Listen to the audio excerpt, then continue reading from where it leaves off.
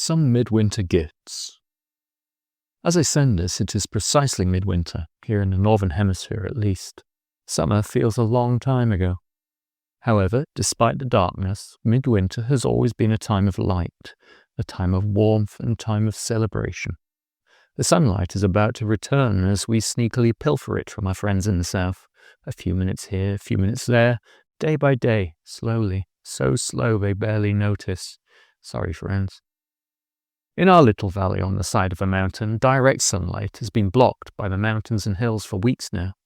There is still daylight, of course, and when the sun does arise from behind those ridges to the east, it can still be felt, warm on the face, but for the last 2 weeks or so, when it disappears behind a big peak at lunchtime, it no longer appears on the other side, instead illuminating a hair-thin line of cornicing on the snow, a teasing montane tracery of potential and temptation.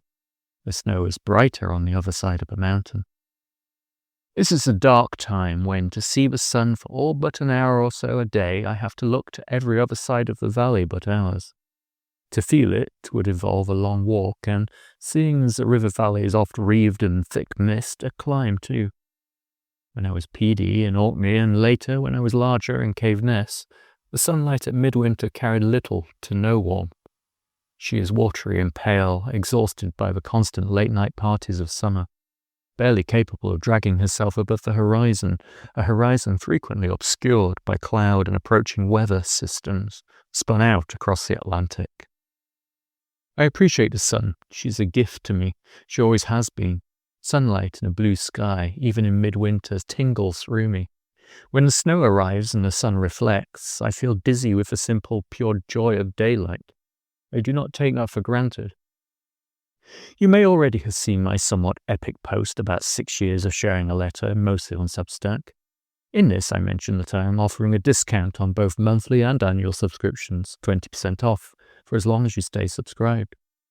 This offer will run until mid-January, the 18th to be precise. It is a sort of gift, but of course you still have to pay. Actual free gift.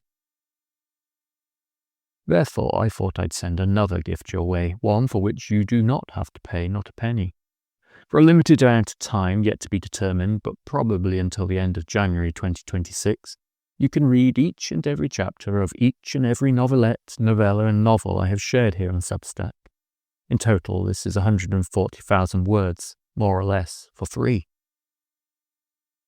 I shared these stories with subscribers as weekly chapters, also for free, then paywalled the stories after a time, when the next was due to be shared. As such, most of these stories have only been available to a fraction of my subscribers and followers. It being midwinter, a cozy time to curl up with a book or 6, I thought I'd offer you a chance to have a read.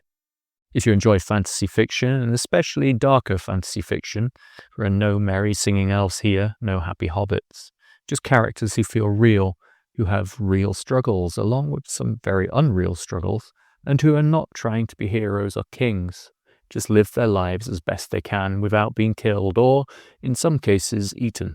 Then you might enjoy these tales. This is what I said about the series on my fiction page.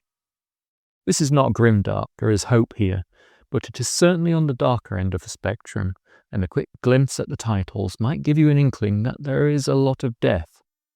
I have 6 stories, whether novelettes, novellas, or novels, which I have crafted in this sequence, with a further pair drafted. Once these are complete, I shall be working on a longer trilogy featuring many of the characters and locations introduced in these tales. In short, consider the Tales of the Lesser Evil a very long prologue. I do seem to enjoy slipping sneaky secrets into these letters, so here's another. I've already begun work on that trilogy, just a little, but the idea is growing teeth. It is sharpening its claws, and soon I'm sure it will start to devour me.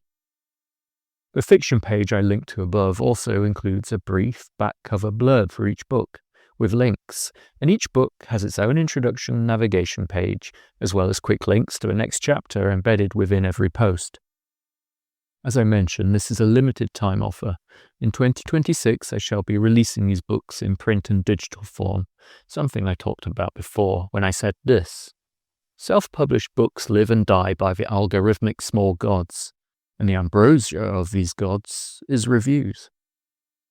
In that letter, I talked about how important reviews are for a writer, especially for sales. I asked if anyone would like to receive an advanced reader copy of the ebook I shall be publishing next year, in exchange for leaving a review on Amazon. And no, I do not like the platform, not one bit, but I have to be realistic about where potential sales are likely to come from. I shall also be selling copies directly from my website. If you would like to be included in the list of people who want to receive such an ebook, pop a comment below or hit reply to this email. I'll add you to the list. Thank you. However, you don't have to wait until the ebook is ready to read the stories. You can start now if you wish. I've already received some lovely comments on my fiction here, in posts, in emails, and on notes, and I know many of you are already engaged with the characters. I can't wait to share what is to come. If you have friends or family who also enjoy fantasy fiction, do please send this post their way. That's it for now, just a free gift or 6 free stories. I might send out some older work again over Christmas and New Year as I did last year, but I might not. It really depends on time. As such, I'm going to wish you the very best for this festive midwinter or midsummer season, and I hope you have been good enough for Santa to visit. I'm generally of a mind born through experience, but the vast majority of the people of the world are good. Our friends I've yet to meet, rather than potential enemies, so I suspect poor Santa might be exhausted. Thanks for listening.